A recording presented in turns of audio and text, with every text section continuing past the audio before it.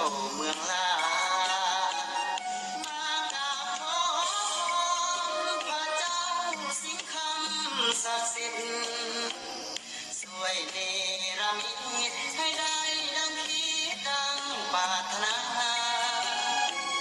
ชีวิตยั่งยืนได้คืนมาเที่ยวเมืองลา